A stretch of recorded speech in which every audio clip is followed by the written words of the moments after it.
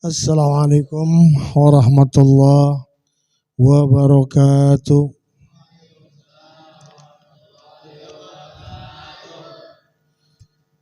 Alhamdulillahilladzi arsala rasulahu bil huda wa dinil haq liyuzhirahu 'alad dini kulli wa kafa billahi syahida. Asyhadu an la ilaha illallah wahdahu la syarika lah wa asyhadu anna Muhammadan abduhu wa rasuluhu la nabiyya ba'da. Allahumma shalli ala sayyidina Muhammad wa ala ali sayyidina Muhammad kama shallaita ala sayyidina Ibrahim wa ala ali sayyidina Ibrahim wa barik ala sayyidina Muhammad wa ala ali sayyidina Muhammad kama barakta ala sayyidina Ibrahim wa ala ali sayyidina Ibrahim fil alamin innaka Hamidum Majid. Qala Allah Ta'ala fil Qur'anil Azim. A'udzu billahi minasy syaithanir rajim. Bismillahirrahmanirrahim. Wal 'ashr. Innal insana lafi khusr. Ila alladhina amanu wa 'amilus solihati wa tawassaw bil haqq wa tawassaw bis sabr. Shadaqallahul 'azim.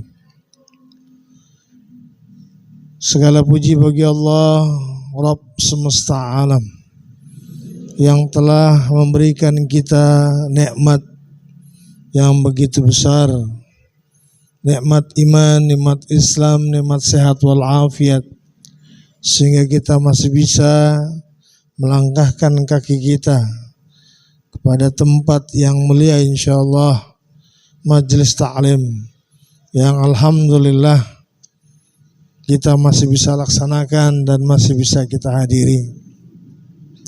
Di tengah-tengah beleduk petasan, di tengah-tengah orang hiruk pikuk dalam rangka memperingati atau menunggu pergantian tahun Masehi dari 2022 yang akan berganti ke 2023 tengah malam nanti. Suatu kebahagiaan buat kita masih bisa benar-benar memanfaatkan waktu, yaitu dengan duduk bersimpuh di majelis, bersalawat, berzikir, mengagungkan nama Allah, bersalawat kepada Rasulullah, saling tatap muka, saling tersenyum hari ini. Ya, ini adalah perbuatan yang luar biasa di tengah-tengah kawan-kawan kita yang akan menunggu waktu, pergantian waktu dari 2022 sampai dengan 2023 malam nanti. Padahal ditunggu nggak ditunggu, waktu terus berlalu. Dinanti nggak dinanti, waktu pasti akan berhenti. Waktu pasti akan meninggalkan kita. Waktu nggak pernah peduli kita siap apa enggak. Waktu akan terus berlalu sehingga kita akan menjadi orang yang merugi karena kita tidak bisa memanfaatkan waktu. Allah berfirman di surat Al-Asr tadi, wal 'ashr innal insana lafi khusr. Di tafsir Jalalain mengatakan demi masa. Allah Subhanahu wa taala bersumpah, ya, wal 'ashr, demi masa. Kalau yang namanya Allah sudah bersumpah kepada suatu hal, berarti sesuatu hal itu sangat-sangat harus diperhatikan. Sangat-sangat harus diperhatikan. Karena ada apa di waktu itu? Yang namanya waktu terus bergulir. Kita bisa lihat jam tadi duduk di sini dari jam Bada Isya sampai sekarang udah 9:30. Ya, alhamdulillah kita masih bisa melantunkan sholawat, berzikir di beberapa jam ke belakang tadi.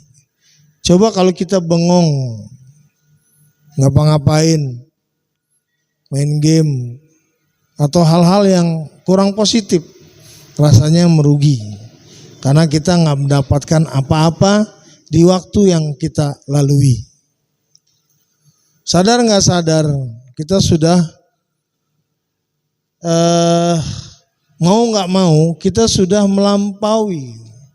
Atau katakanlah seperti kita merasanya 17 tahun aja. Padahal sebenarnya kita sudah 50 tahun. Kita merasa bahwa kita masih 40 tahun aja. Padahal kita sudah 70 tahun. Kita bakal hafal itu kalau kita melihat KTP kita, kapan kita lahir. Kita hitung mundur, oh ternyata kita sudah berumur. Umur kita sudah tambah dan tambah lagi. Nah, introspeksi kita hari ini adalah apa yang kita perbuat kemarin. Apakah sudah menambah pundi amal kita? Apakah sudah menambah kebaikan kita? Apakah di depan mata Allah kita sudah mulia? Allah peringatkan kita di surat Al-Asr tadi. Wal asr, demi masa. Hati-hati kata Allah, di masa itu, di waktu itu hati-hati. Pergunakan waktu itu secara baik. Pergunakan waktu itu dengan benar-benar. Jangan disia-siakan. Berapa banyak orang yang sadar hidupnya umurnya sudah 50 tahun. Aduh, umur udah 40 tahun. Aduh, sudah banyak yang kita sia-siakan masa muda kita. Padahal kita nggak tahu kapan kita menemui Allah dan dengan cara apa kita menemui Allah. Kita hanya berharap bahwa kita bisa menemui Allah dalam keadaan husnul khotimah. Maka kita selalu berdoa dalam salat-salat kita supaya kita bisa menemui Allah dengan husnul khotimah. Tapi itu kan ada syarat-syarat. Syarat-syaratnya kita husnul khotimah adalah kita terus takarub, mendekatkan diri pada Allah Subhanahu wa taala. Minimal salat 5 waktu jangan ketinggalan. Berapa tahun kita sudah salat 5 waktu? Di tengah-tengah umur kita yang bertambah terus setiap waktu. Berapa banyak waktu yang kita lalaikan di tengah-tengah waktu yang terus bergulir yang meninggalkan kita. Udah terlalu banyak kayaknya. Ya, bisa jadi kalau kita hitung-hitung, kita sudah ada di dunia ini umur 17 tahun. Tapi kita baru sholat sekitar 5 tahun. Mungkin kurang dari itu. Sholat kita 5 tahun atau mungkin kurang dari itu. Dengan tidak khusyuk, kira-kira yang khusyuk menghadap Allah salat kita berapa tahun? Apakah cukup? Akan membuat Allah redha terhadap kita bisa bertemu dengan Allah di yaumil akhir nanti. Wallahu a'lam bishawab. Oleh karena itu kita diingatkan Allah Subhanahu wa taala. Dalam tafsir Jalalain, wal asr itu adalah zaman atau waktu yang dimulai dari tergelincirnya matahari hingga terbenamnya matahari. Itu menurut Ibnu Katsir. Waktu ini adalah waktu di mana matahari mulai terbit sampai dengan matahari sudah terbenam. Innal insana lafi husr. Sesungguhnya manusia itu, yaitu kita. Yang dimaksud dengan manusia adalah jenis manusia. Benar-benar berada dalam kerugian. Selalu rugi kita. Ya, benar-benar dalam kerugian. Kata Ibnu Katsir, manusia itu adalah kita. Ya, yang dimaksud adalah jenis manusia yang benar-benar dalam keadaan merugi. Merugi dalam perniagaannya dengan Allah Subhanahu wa taala. Illal ladzina amanu, kecuali katanya adalah orang-orang yang beriman dan mengerjakan amal soleh. Mereka tidak termasuk orang-orang yang merugi dalam perniagaannya.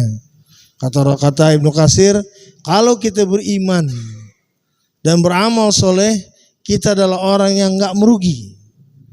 Nah, tinggal kita koreksi lagi kehidupan kita di belakang kemarin. Di belakang yang kita tinggalkan sebentar lagi di tahun Masehi ini, apakah sudah kita beriman dengan sungguh-sungguh kepada Allah? Dan apakah dengan beriman kita juga mengamalkan amal soleh? Kata Hidayat, iman ada 3. Orang yang beriman itu ada 3. Ada iman yang kuat, yaitu iman yang orang yang beriman yang kuat adalah yang cinta kepada Allah Subhanahu wa taala. Dengan melaksanakan perintah Allah dengan sebenar-benarnya dan dengan sesungguh-sungguhnya. Jadi kalau ada azan langsung sholat, atau sebelum azan, sebelum waktu masuk sholat dia sudah masuk ke masjid mempersiapkan diri. Ya, dengan apa? Dengan ibadah-ibadah nawafil, ibadah-ibadah yang sunnah-sunnahnya. Misalnya contoh, ya, dia masuk masjid sebelum waktunya sholat, dia masuk masjid, ya, dia sholat 2 rakaat tahiyatul masjid, dia duduk, dia berzikir, ya, beristighfar pada Allah sepanjang-panjangnya istighfar sambil menunggu waktu azan. Waktu azan dia sudah mengumandang, dia sholat dulu, sholat sunnah muakkad 2 rakaat. Lanjut dan dilanjut dengan sholat fardu. Ini orang yang bersungguh-sungguh imannya, itu, dan dekat dengan Allah, gitu, ya, dan dekat dengan Allah. Yang apa itu? Yang selalu mendahulukan kepentingan Allah daripada hawa nafsunya sendiri. Ini yang sungguh-sungguh imannya. Yang kedua adalah iman yang di pertengahan, di mana dia tetap beriman, dia melaksanakan, ya, semua perintah Allah Subhanahu wa taala walaupun dalam keadaan yang lalai. Fawailul lil musallin. Banyak orang-orang yang lalai dalam salatnya. Kapan itu? Ketika dia menunda-nunda salatnya. Ketika dia mendahulukan yang lain, walaupun tetap ingat Allah, tapi yang lebih dahulukan adalah pekerjaan yang lain. Ini adalah termasuk orang yang beriman dalam pertengahan. Ada lagi iman yang paling bawah. Ia dia yang selalu melakukan maksiat, tapi dia tetap sholat. Ini termasuk orang-orang yang beriman. Dan alhamdulillahnya dari kriteria orang-orang beriman ini, Allah tidak membeda-bedakan. Allah merangkul semuanya. Allah memaafkan semuanya. Ini kesempatan buat kita, orang-orang yang beriman, untuk istiqomah di jalan Allah Subhanahu wa ta'ala. Agar tidak menjadi orang-orang yang lalai. Agar tidak menjadi orang-orang yang merugi. Agar tidak menjadi orang-orang yang menyia-nyiakan waktu yang terus berjalan. Orang beriman orang beriman bukan hanya sekedar mengimani Allah Subhanahu wa taala, bukan sekedar hanya mengimani Rasulullah sallallahu alaihi wasallam, tapi dia juga menjalankan amal-amal soleh yang diajarkan Allah lewat Quran, ya, yang diajarkan oleh Rasul lewat sunnah-sunnahnya. Ini orang-orang yang enggak pernah merugi. Dan berikutnya setelah orang-orang yang beriman ini mengamalkan soleh dan dia saling menasehati. Ini penting buat kita yang selalu lalai dalam beribadah kepada Allah, yaitu saling menasehati. Apabila ada saudaranya yang imannya sudah baik, lebih baik daripada yang lain, dia harus saling menasehati untuk sama-sama kita meningkatkan keimanan kita kepada Allah Subhanahu wa taala. Ya, wattawassaw bil haq wattawassaw bis sabr. Hak, saling menasehati dalam kesabaran. Nah, ini ada korelasinya. Menjalankan perintah Allah itu perlu keistiqomahan. Menjalankan perintah Allah itu perlu kesungguh-sungguhan. Menjalankan perintah Allah itu perlu dengan tekad yang kuat. Ini bisa dijalankan dengan cara dinasehati. Jadi kalau ada yang teman kita nasihati tentang kebenaran, tentang kebaikan, jangan marah-marah. Lo nasihatin terus. Ya kan, lo sendiri belum benar. Enggak begitu. Dalam agama kita saling dukung. Lalai biasa manusia, karena manusia tempatnya lalai dan lupa. Ya, khata' wan nisyan. Jadi tempatnya lupa dan lalai. Oleh karena itu kita bisa saling menasehati agar kita tetap dalam on the track, dalam koridornya, dalam keistiqomahannya, lurus di jalan Allah Subhanahu wa taala. Ya. Nah, ini pegangan buat kita orang yang masih hidup. Surat Al-Asr ini adalah pegangan buat kita yang beriman kepada Allah dan masih hidup. Kalau udah mati mah ini nggak kepake lagi, ya, karena kita sudah siap-siap, ya, menjawab pertanyaan para malaikat terhadap kita nanti di yaumil di alam kubur. Ya, kita akan siap-siap menjawab semua pertanyaan-pertanyaan para malaikat agar kita bisa menunggu kiamat dengan tenang. Nah, makanya ini diharapkan kita yang masih hidup ini bisa memanfaatkan waktu luang kita, waktu yang kesempatan yang dikasih Allah Subhanahu wa taala, ya, agar kita bisa lebih meningkatkan ibadah kita. Ya, kita lupa yang kita tingkatkan adalah kekayaan kita. Yang kita tingkatkan adalah harta kita. Yang kita upgrade adalah handphone kita. Dari handphone yang tadinya cuma bisa Tetris, harus bisa handphonenya main bola, 3D-nya bagus. RAM-nya yang tadinya cuma 1 GB, dicari yang 4 GB. Supaya apa ya? Mainnya enak. Itu sekarang. Yang ditingkatkan adalah hartanya. Yang tadinya motor Mio, kepengen motornya jadi Soul. Dari Soul NMAX. Dari NMAX jadi XMAX. Aerox Honda. Aerox Yamaha ya. Jadi Aerox. Ya. Akhirnya jadi Kerok kita. Yang kita pikirin harta kita tingkatkan. Pernah enggak kita terbesit kita tingkatkan keimanan kita? Pernah enggak kita terbesit dalam hati kita bagaimana kita beribadah kepada Allah dengan nilai yang lebih baik, yaitu dengan khusyuk, gitu. Dengan tidak lalai dalam sholat kita, dengan takbiratul ihram yang benar, gitu. Diawali dengan wudhu yang benar. Pernahkah kita meningkatkan kualitas wudhu kita? Yang tadinya kita wudhu kayak cacing cebok, mau buru-buru kelar, kita tingkatkan bagaimana wudhunya seperti Rasulullah berwudhu. Harusnya seperti itu. Gitu. Ini kita enggak wudhu kayak orang mandi, biar bersih bener. Padahal ngabisin air. Rasulullah nggak suka. Ada gitu, beririt-irit dalam berwudu, tapi juga jangan pelit airnya. Gitu, sesuai dengan ketentuan Rasulullah, kita tingkatkan wudu kita. Supaya apa? Ketika wudu kita sesuai dengan perintah Rasul, kita akan melaksanakan sholat dengan tenang. Kenapa? Karena wudunya sudah tuntas, selesai. Itu kan peningkatan keimanan kita. Peningkatan bagaimana ibadah kita. Itu satu. Kedua, sudahkah kita berkeinginan dalam hati kita ini untuk meningkatkan bacaan Quran yang benar? Sudahkah ada itu? Kalau sudah, kira-kira kapan rencananya? Setelah benar bacaan kita nggak punya keinginan untuk menghafal. Karena menghafal Quran itu menghafal bacaan, atau menghafal Quran itu adalah menghafal perkataan Allah. Kalau sudah perkataan Allah dihafal, kita akan menjadi keluarganya Allah. Kalau jadi keluarga Allah, kita akan diperhatikan Allah dengan benar-benar. Bahkan surganya aja sendiri milih sendiri orang yang menghafal Quran. Itu.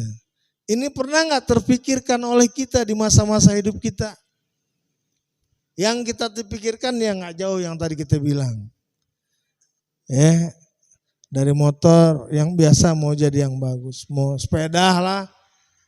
Sepeda yang tadinya sepeda loakan harga 200.000, dicet diapain nggak enak-enak nih kayaknya. Ngumpulin duit jadi punya yang bagusan lah. Pengen punya BMX dan sebagainya. atau punya sepeda gunung, kita usahakan bisa kebeli, insya Allah pasti kebeli. Gitu. Ya.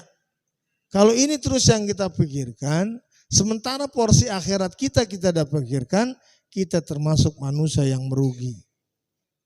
Na'udzubillah min dzalik. Nah, di penghujung tahun, ya, di penghujung tahun 2022 ini, marilah kita sama-sama mengintrospeksi diri kita. Kita yang bisa menjawab apa yang sudah kita kerjakan kemarin. Cukupkah kiranya amalan itu membawa kita, mengantarkan kita keridhaan Allah, kepada keridhaannya Allah? Ataukah jangan-jangan kita akan bawa kantong bolong?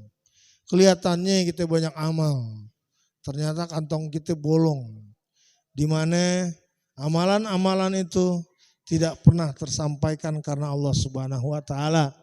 Banyak niatnya beda, bukan karena Allah. Niatnya karena ingin dipuja orang. Niatnya karena ingin mendapatkan sesuatu. Memang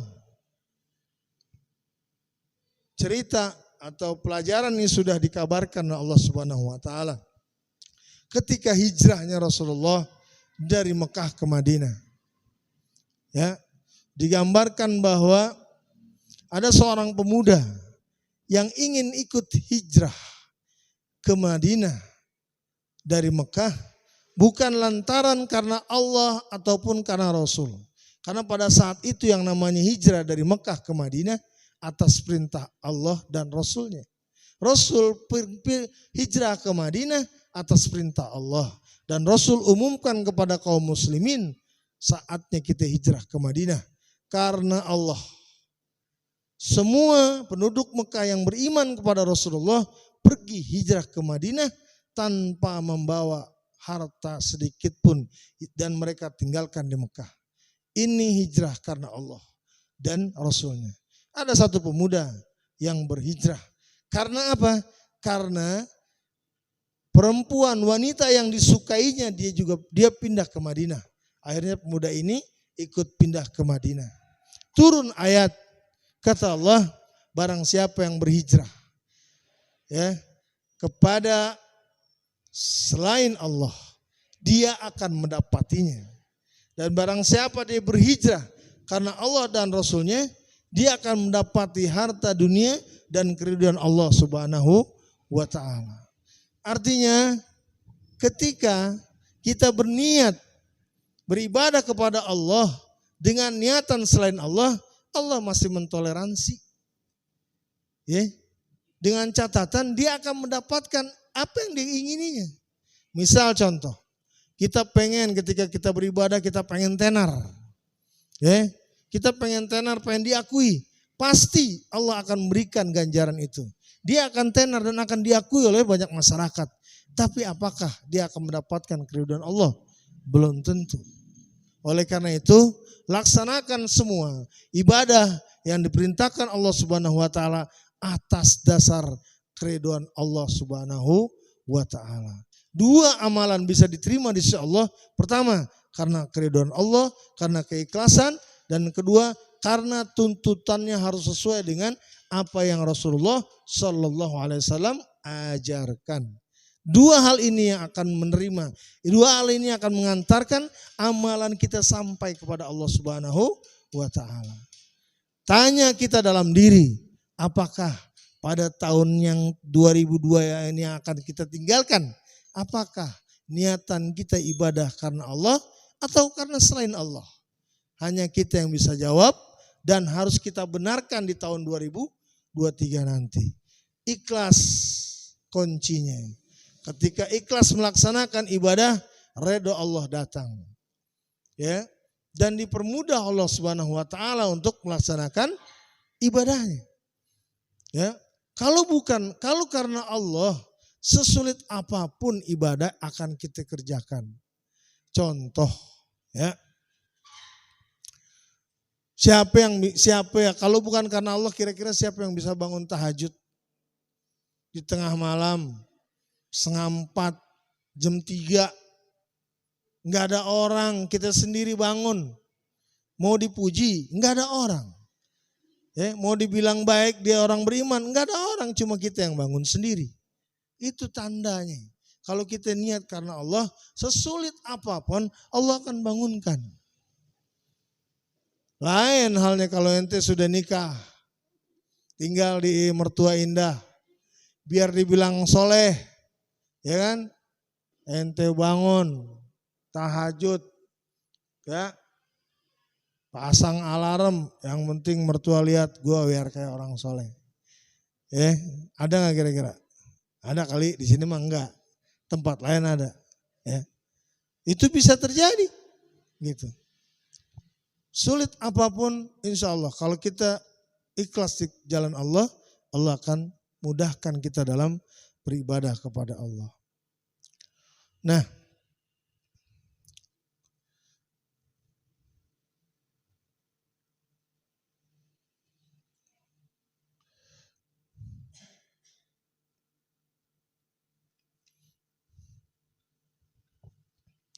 Nah,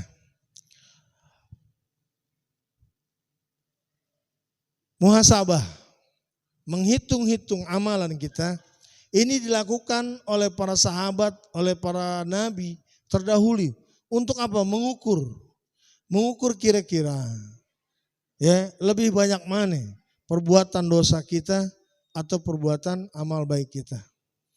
Bukan untuk lain hal, tapi untuk perbaikan amal-amal kita. Contohlah, tadi pagi sampai dengan jam sekian, apa yang sudah kita perbuat? Amal baik kita apa yang sudah kita perbuat buat orang?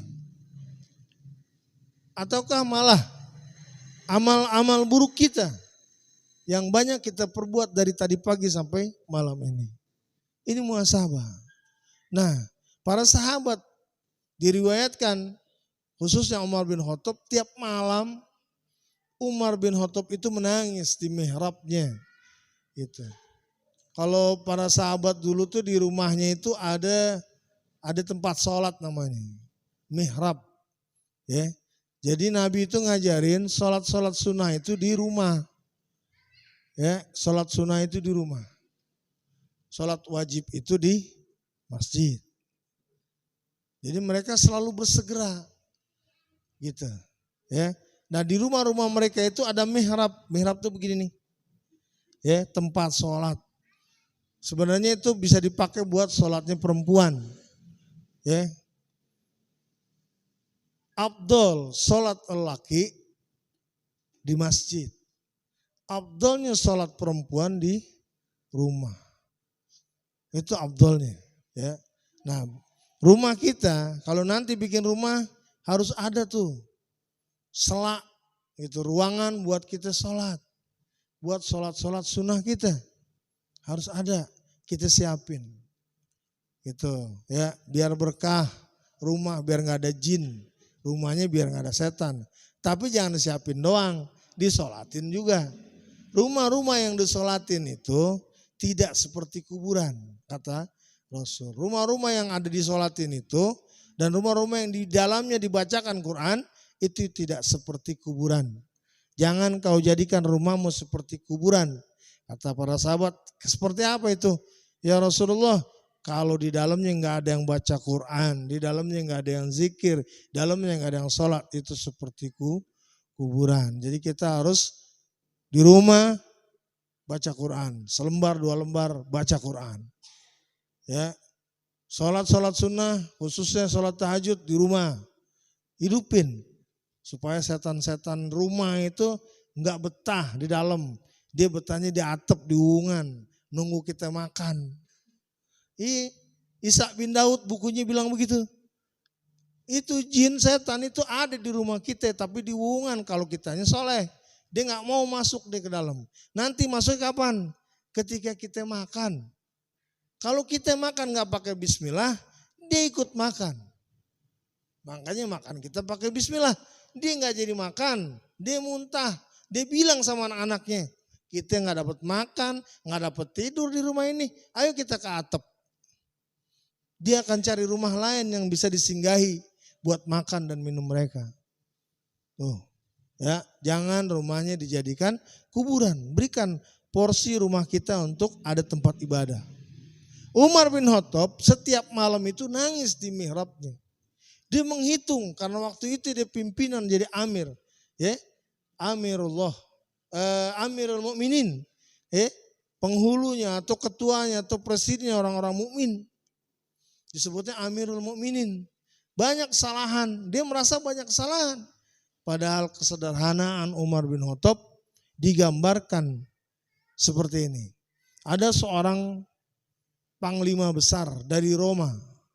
Dia datang ke Mekah, dia nggak pernah tahu yang namanya Umar bin Khattab. Tapi kekuasaan Umar bin Khattab udah sampai Sam, udah sampai Konstantinopel, udah sampai namanya ujung semenanjung Arab. Dulu itu dikuasain sama Roma, Kaisar Roma, ya. Itu diperangin, dibebaskan oleh Umar bin Khattab agar apa? Agar negara itu tidak tunduk kepada kekaisaran Roma, dia harus tunduk kepada Allah Subhanahu wa taala. Nah, dibebasin. Berhasil. Panglimanya adalah Khalid bin Walid. Ya, pimpinannya Amirul Mukmininnya adalah Umar bin Khattab. Ditundukin mereka. Mereka kabur. Saking pengen tahunya Umar bin Khattab kayak apa, karena Umar bin Khattab enggak mimpin peperangannya. Yang mimpin adalah Khalid bin Walid. Nah, orang-orang Roma ini datang, terutama yang berpangkat tinggi datang ke Madinah. Pengen tahu yang namanya Kaisar Umar itu kayak apa.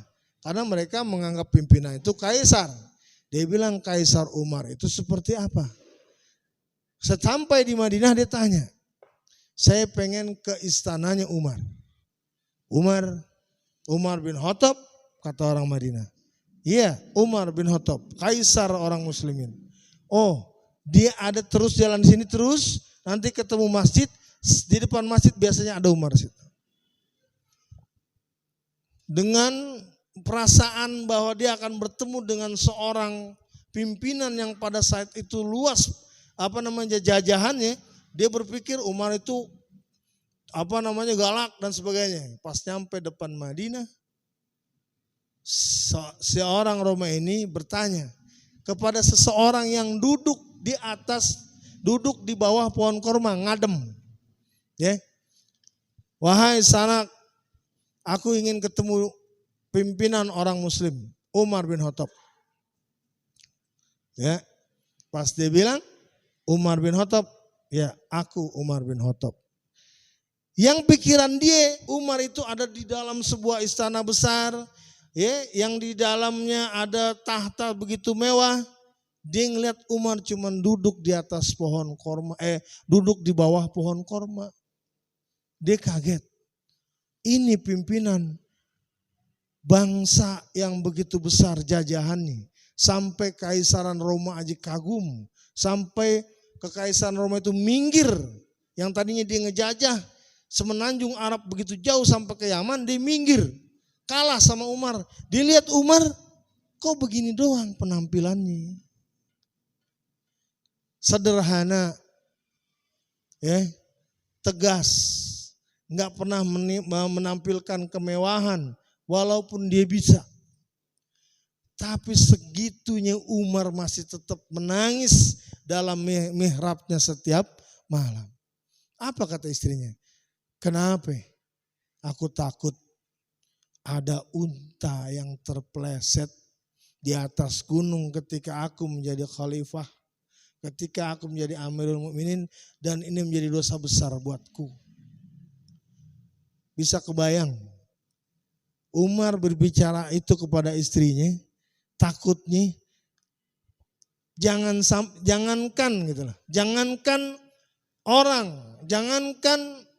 orang-orang Muslim di bawah naungan Umar, sampai ontak pun dipikirin sama Umar. Gimana kalau ada ontak kejeblos di atas gunung, atau ada ontak kejeblos dia nggak bisa bangun. Ini gara-gara Umar, dan aku masuk neraka gara-gara seperti ini. Ini contoh seorang pemimpin yang beriman, yang menjalankan amal soleh, yang menjalankan amal soleh atas keriduan Allah dan petunjuk Rasulullah Sallallahu Alaihi Wasallam. Mereka adalah para sahabat yang ditarbiyah, dididik langsung oleh Rasulullah. Hasilnya seperti itu. Makanya para ulama bilang tidak ada sebaik-baik pemerintahan kecuali pemerintahan Khulafaur Rasyidin. Keempat khilafah Rasul. Tidak ada sebaik-baik pemerintahan kecuali sebaik pemerintahan 4 khalifah Rasul tersebut. Karena dididik dengan cara Rasulullah langsung, dan langsung dia dididik dengan Quran dan Sunnah. Mereka selalu bermuhasabah atas kesalahan-kesalahan yang diperbuat sekecil apapun. Pernah kita berpikir sejenak, merenung sejenak tentang kesalahan kita. Tentang mulut kita yang gak pernah kita atur. Tentang hati kita yang masih dengki terhadap saudara kita. Tentang pikiran kita yang liar bagaimana menghancurkan saudara kita. Tentang perlakuan kita terhadap tetangga kita sehingga tetangga kita sakit hatinya. Padahal Rasulullah mengajarkan kepada kita, sebaik-baik manusia adalah yang baik terhadap tetangganya. Sebaik-baik keluarga adalah keluargaku, kata Rasulullah. Artinya Rasulullah kepengen kita mencontoh bagaimana Rasulullah berkeluarga dan bertetangga. Di akhir tahun ini kita bermuhasabah tentang itu. Sudah berapa banyak lisan kita yang diberikan Allah Subhanahu wa taala yang bisa berbicara lantang ini menyakitkan saudara kita. Ini menjadi muhasabah setiap hari para ulama. Ini menjadi muhasabah setiap hari para khulafaur rasyidin agar tidak tersakiti hati para bawahannya, tidak tersakiti para saudara-saudaranya. Di akhir tahun ini, baiknya kita untuk melangkah ke depan menjadi manusia yang lebih baik adalah tata kembali hati kita. Bersihkan dari unsur-unsur ujub, bersihkan dari unsur-unsur sombong, bersihkan dari unsur-unsur takabur. Kita manusia hina. Seperti Roma Irama bilang, kita hanya setetes air hina. Roma tuh menukil dari Al-Quran cerita itu karena memang kita setetes air hina. Diciptakan dari sperma yang kadang-kadang kita buang sembarangan. Yang kadang-kadang pada saatnya kalau memang sudah terbuang dia buang lewat mimpi, nggak ditahan-tahan, nggak dijadiin sebuah prestasi, enggak. Kita dilahirkan dari itu. Kita dilahirkan dari hawa nafsu. Hinanya kita seperti itu.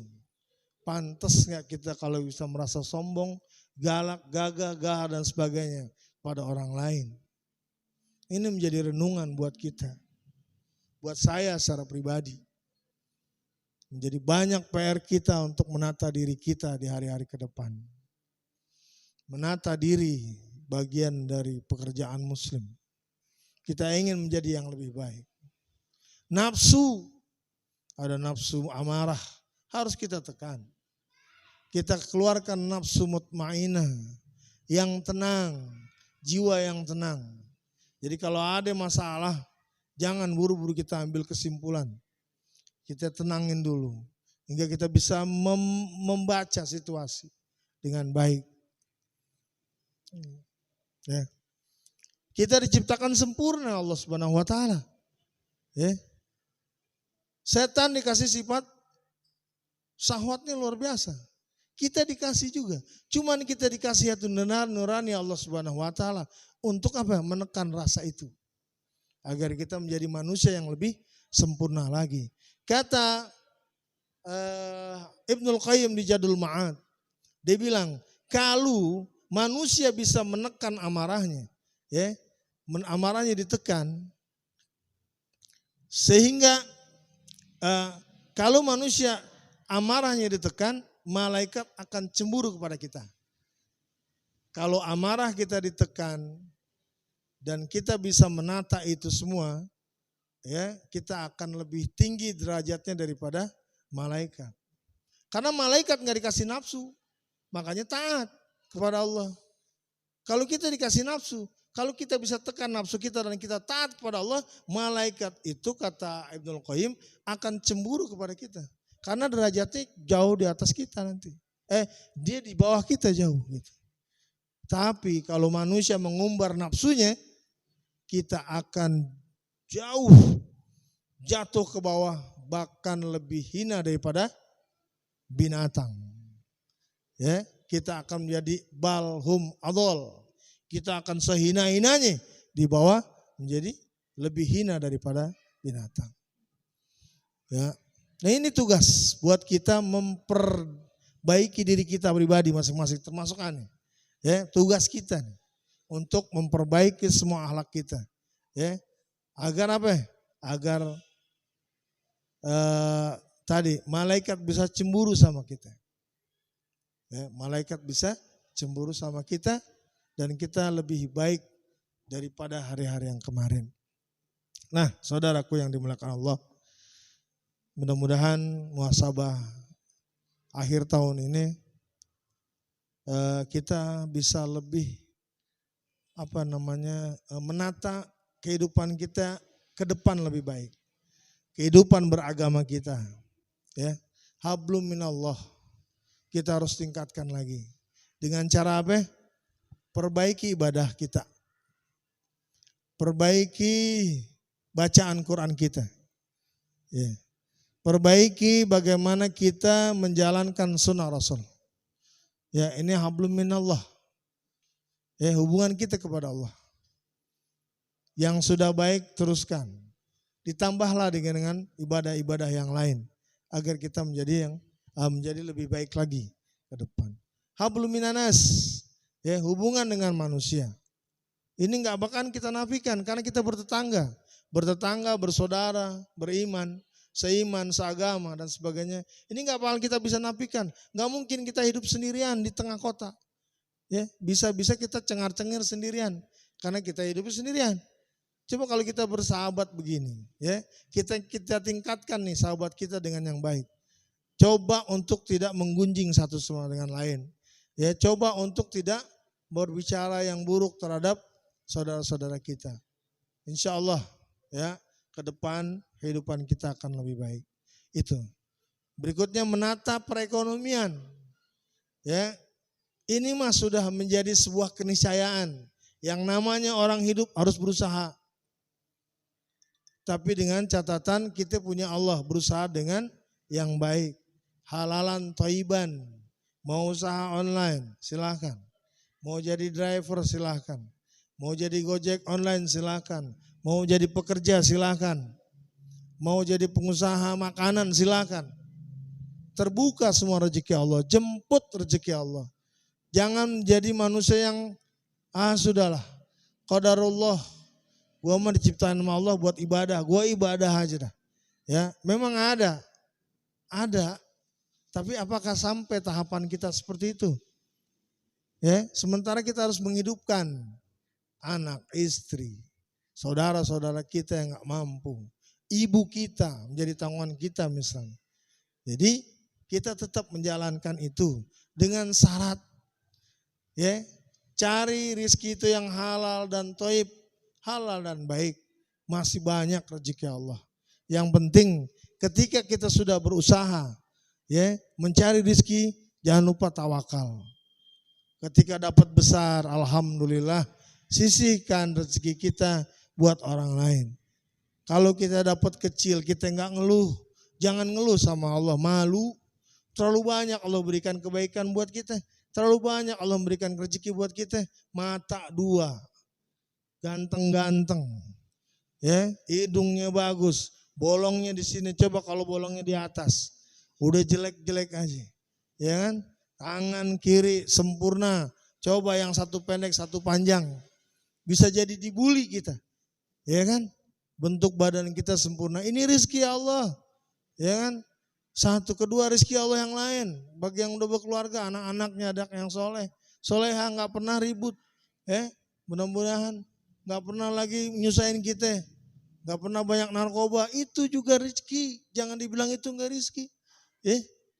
Coba kalau anak kita bandel. Narkobanya iya. Tawurannya iya, apa kita nggak sibuk bolak-balik ke kantor polisi, udah capek aja gitu, ya. Makanya ketika punya anak yang baik itu rizki, punya badan yang sehat itu rizki, ya. Itu patut kita syukuri. Gitu. Walaupun keuangan kita tipis, walaupun pendapatan ekonomi kita kurang, tapi masih ada kebaikan di sisi Allah, rizki Allah yang lain yang mendukung kita untuk hidup. Yang penting kita berusaha dan jangan menyalahkan Allah. Bisa jadi hari ini kita nggak punya apa-apa. Karena Allah kepengen agar kita tidak menjadi orang yang ujub, takabur dan sombong. Karena kita bersyukur Allah akan lipat gandakan lagi. Karena Allah kita bersyukur Allah Allah akan lipat gandakan lagi. Yang penting tetap berusaha agar kita menjadi orang muslim yang berdaya. Masih banyak yang perlu kita tolong. Ya, di Cianjur bukan gempanya, tapi kristenisasinya. Atau di pelosok lain yang kristenisasi luar biasa, dia bagi-bagi uang, dia bagi-bagi mie. Kita nggak bisa karena kita nggak punya. Gitu. Yang penting paling kita cuma bisa doa. Ya Allah, lindungi saudaraku di bulan Susana dari godaan setan yang terkutuk, godaan-godaan orang-orang Nasrani dan sebagainya. Coba kalau kita punya duit, kita datang sana. Ya, ke pelosok irian segala macam, itu bisa kita islamkan mereka, gitu. Atau bahkan kita bisa menjaga keislaman mereka. Cuman berapa banyak muslim yang belum berdaya, masih banyak muslim yang belum berdaya.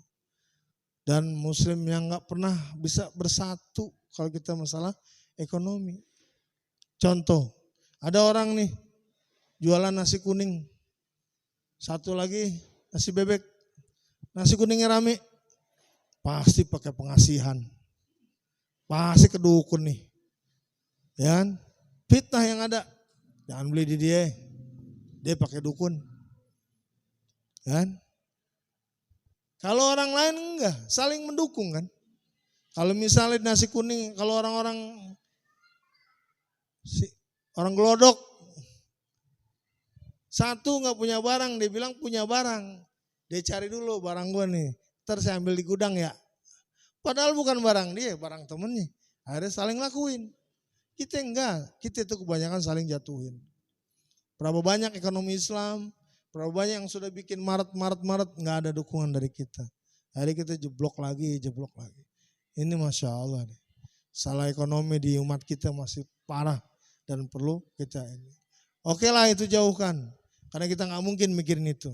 Yang penting kita saling tolong menolong dalam ekonomi kepada saudara kita aja nih. Sekitar sini aja dulu. Barangkali nanti Allah akan lihat ini menjadi sebuah kebaikan, menjadi bola salju, ya kita bisa norong yang lain dalam ekonomi tersebut. Dua hal sudah cukup. Hablum minallah, beribadah kepada Allah. Hablum minanas, ya hubungan kepada manusia. Buka sejauh-jauhnya, apalagi hubungan tentang ekonomi, jangan malu-malu. Muamalah itu bukan cuma buat pada orang Islam. Muamalah itu juga boleh kita lakukan kepada orang non-muslim. Pada orang Kristen, orang Yahudi segala macam. Apa agar bisa terjalin. Selama ini mungkin ekonomi masih dipegang mereka. Ya kerjasama aja. Yang penting caranya halal. Ya, boleh. Itu muamalah. Ya, yang nggak boleh itu ya lakum dinukum wal yadin. Ya, kalau dia nawarin agama buat kita, ntar gue masih punya agama, masih ada Allah, masih punya Islam. Silakan lu ajarin agama lu sendiri. Gue bakal ngajarin agama gue sendiri. Kalau soal ekonomi yuk kita bareng. Itu masih boleh dalam Islam. Ya, supaya kita lebih maju dari sekarang. Karena nggak mungkin perjuangan Islam itu tanpa didukung ekonomi itu bisa bergerak tapi lambat. Kita kan butuh percepatan. Gitu. Butuh banyak orang yang harus mengenal Islam. Nah, ini dua hal yang perlu kita catat ya, agar ke depan waktu itu bisa kita manfaatkan dengan baik. Semua kita program, kita rencanakan dengan baik. Minimal buat diri kita. Jangan lagi jadi pemalasan. Di masjid boleh tidur, tapi jangan tidur melulu. Bangun. Kalau memang waktunya sekolah, sekolah. Waktunya ngamen. Waktunya kerja, dagang cilok. Enggak masalah. Jangan cuma di masjid buat tidur terus. Tidur, waktunya tidur. Tapi waktunya bangun ketika Allah panggil, sholat. Setelah sholat bagaimana kita cari rezeki. Karena di surat Jum'ah itu. Di surat Jum'ah itu Allah manggil kita. Ya ayyuhalladzina amanu, orang-orang beriman. Kumpul di masjid sholat Jumat. Setelah itu kamu pergi. Ayo berhamburan. Ayo pergi keluar. Kata Allah gini, dunia gue luas gitu. Ambil rezeki dimanapun, kata Allah Subhanahu Wa Taala gitu. Jadi habis sholat, habis ngadep Allah, kita langsung ambil rezeki. Jangan ngambil rezeki orang. Gimana caranya kita bisa berrezeki gitu. Jadi mungkin itu muhasabah atau peringatan akhir tahun ini. Mudah-mudahan sekali lagi kita bisa menjalankan perintah Allah sebaik-baiknya dengan cara Rasulullah yang Rasul ajarkan, dengan niat ikhlas ridho karena Allah. Yang kedua, kita menyemangati diri kita untuk terus bekerja, berbuat agar kita bisa menolong agama Allah, bisa ikut sumbangsih. Sumbangsih bagaimana menolong agama Allah dengan ekonomi. Dan ini semua insya Allah akan ada pertanggungjawaban di depan Allah Subhanahu Wa Taala. Mudah-mudahan kita disebut sama Allah sebagai seorang yang mujahid, yang orang berjihad di jalan Allah, yang matinya akan mendapatkan mati syahid insya Allah. Sebelum ditutup mungkin ada yang mau nambahin silakan, atau yang mau bertanya, tafadhol.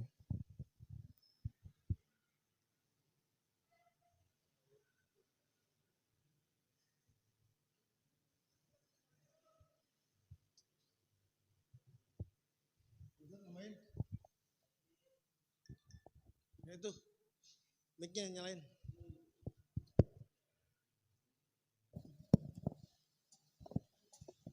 Assalamualaikum warahmatullahi wabarakatuh. Pak Ustadz, saya ingin menanyakan, tadi kan bahwa sholat tahajud, sholat sunnah itu dikerjakan di rumah ya. Memang ada hadis, berbanyaklah kamu sholat di rumah kecuali sholat wajib. Tapi bagaimana punya rumah, punya istri, terus menerus tidur di masjid atau di musola. Nah itu, bagaimana itu? Karena kata Allah kan punya istri 1, 2, 3, 4 ya. Nah yang penting bisa adil gitu. Tapi dalam punya satu aja nggak adil, masing-masing tidur di rumah terus di masjid. Ya, nah itu gimana tuh? Mohon jawabannya. Iya, terima kasih Pak Ustadz Marzuki. Kita perlu lihat latar belakang nih. Kenapa seorang bisa tidur di masjid atau di musola? Musola dan masjid di zaman Rasulullah. Di zaman Rasulullah nggak ada musola. Di zaman Rasulullah adanya masjid. Masjid itu di zaman Rasulullah tempat segala macam. Tempat tidur ya. Kenapa bilang tempat tidur? Dulu ada di pinggiran-pinggiran Masjid Nabawi, itu namanya orang sufa. Sufa itu orang yang suka pakai pakaian karung. Dia itu nggak pernah ninggalin masjid. Dia selalu tidur di masjid dan bangun ketika Rasulullah sudah datang ke masjid. Dia mendengarkan apa yang Rasulullah ucapkan. Dia mendengarkan Rasulullah ajarkan. Dan dia nggak pernah tinggal di masjid. Sampai Umar bin Khattab pernah melaksanakan atau memperingati mereka. Bahasa kasar kita, lu jangan di masjid aja, ayo keluar, lu cari duit. Itu yang memperingati bukan Rasul, tapi Umar bin Khattab. Nah, tandanya bahwa Selain itu, masjid juga berfungsi untuk mengelola masyarakat. Rasulullah memutuskan perkara orang-orang muslim itu di masjid. Selalu bermusyawarah di masjid dengan para sahabat. Bahkan bukan sekedar urusan orang muslim, urusan kenegaraan katakan. Yang namanya menyebarkan agama Allah itu kan kenegaraan. Kenapa? Karena datang ke negara orang. Rasulullah ngutus nih, Abdullah bin Mas'ud yang diutus tuh. Terus lagi Mu'az, yang mirip sama Rasulullah mukanya Allahumma shalli ala Muhammad. Terus lagi banyak. Itu dikasih tuh surat sama Rasulullah. Ini sampein ke Heraklius yang di Roma. Ini sampein ke Najasyi yang raja di Ethiopia. Semua itu dimulai dari masjid. Nah, fungsi masjid itu bukan hanya sekedar ibadah. Ini namanya penyempitan arti, mentang-mentang judulnya masjid. Masjid itu kan masaja, itu tempat sujud bahasa kita, kalau bahasa lugawi Arabnya. Bukan berarti di sini cuma buat sujud doang. Kalau merujuk kepada peristiwa Rasulullah, masjid itu tempat segala-galanya. Termasuk orang meraung-raung, mau bersedih hati, mau bergembira di masjid. Memang ada adabnya, jaga kesucian. Tapi itu juga terhadap orang-orang yang paham. Buktinya gimana? Ada seorang badui datang ke masjid, tapi masjid Rasul dulu itu masih pasir ya, bukannya ubin, karena ubin belum jadi, lantainya pasir. Ada orang badui kencing dalam masjid di pojok. Yang marah siapa? Umar. Ketika nggak tahu diri lu, kata Rasul, ditarik. Jangan. Dia belum paham. Kalau dia paham nggak bakalan. Ya. Ambil aja air seember, siram. Karena dia pasir kan. Kalau pasir disiram nyesep-set gitu. Selesai urusan. Nah, kalau merujuk kepada ini, siapapun yang tidur di masjid boleh. Siapapun yang tidur di masjid boleh, asal jaga kesucian. Ya, apalagi ini nih, kesucian. Ya, jangan kotor-kotor. Jangan, kalau perlu kita wudhu dulu. Apalagi kita kalau mau tidur di masjid, ya kalau bisa mandi dulu. Gitu. Habis itu tidur di masjid. Boleh. Gitu. Ya, enggak ada batasan, mau masjid manapun nih. Kecuali masjid yang memang enggak paham tentang ini. Dia akan kunci karena katanya supaya suci. Kalau gitu fungsi marbot apaan? Kan ada marbot yang ngebersihin. Kalau dia bawa kotoran, tapi kan kita bisa peringatin di luar kan. Bersihin dulu baru masuk masjid. Tidur silakan. Gitu. Itu ya. Nah, bagaimana tentang orang yang tidur di masjid sementara ada rumah gitu? Ya kita lihat dulu konteksnya, apakah rumah itu cukup? Apalagi khusus mungkin di sini ya. Makanya kan pernah ada anekdot gitu kan. Arido tuh kayak kos-kosan atau kayak penginapan aja orang pada tidur-tidur. Tapi ada yang bela juga. Lu lihat yang tidur siapa? Rumahnya bagaimana? Kata yang bela nih. Ya, kata yang bela. Dia itu keluarganya banyak. Tidur jadi ke Tanggul atau kemana gitu. Ya ketimbang dia di mana-mana tidur, jadi di masjid aja tidur. Toh ini juga punya kita, nih Arido ya, dirawat sama-sama. Seperti itu, jadi kita ngeliat dulu latar belakangnya. Kenapa dia bisa tidur di masjid, sementara dia punya rumah. Oh ternyata rumahnya sempit, gak cukup gitu. Ya gak salahnya tidur di masjid, yang penting dia jaga kebersihan. Soal hukumnya bagaimana tadi? Soal menyemplak misalnya gitu. Itu ya mungkin kita nggak tahu, kali dia bisa aja di luar itu dia cari waktu. Karena yang tadi bilang rumah itu kan penuh mungkin untuk melaksanakan hubungan suami istri. Ya mungkin di lain tempat, di lain waktu gitu kan. Bisa aja dikerjakan walaupun dia nggak tidur bareng kan gitu. Jadi kita mesti lihat latar belakangnya dulu. Kalau soal hukum, aneh rasa belum ketemu Ustaz. Hukumnya kayak apa gitu. Karena kita kalau misalnya menghukumi seseorang harus tahu mendasarnya dulu gitu. Apa iye gitu. Kalau enggak ya susah juga kita gitu. Gitu Ustaz. Baik. Menarik nih. Akhir, kalau cukup insya Allah kita selesaikan. Kita tutup kajian hari ini. Semoga apa yang disampaikan tadi menjadi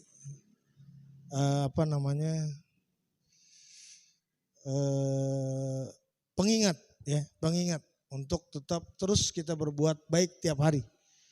Ya, berbuat baik tiap hari gitu. Jangan lagi kita berbuat baik menunggu event. Bentar lagi Ramadan aja gue puasa. Ramadan aja gue ntar sholat malam. Jangan. Ya, udah wayahnya kita harus sekarang nih tiap hari kita berbuat baik. Karena kita nggak tahu kita bakal mati kapan.